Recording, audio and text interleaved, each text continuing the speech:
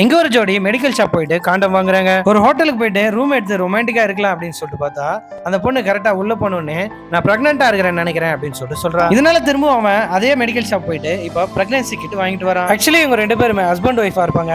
இவங்க ரெண்டு பேருக்கும் ஒரு சித்தார்த்னு ஒரு பையனும் இருப்பான். இந்த பையனையே நம்மளால ஹேண்டில் பண்ண முடியல, இன்னொரு குழந்தைய நம்மளால ஹேண்டில் பண்ண முடியாது அப்படின்னு சொல்லிட்டு சொல்றான். இதனால இவங்க ரெண்டு பேருக்கு நடுவுலயும் சண்டை வந்துருது.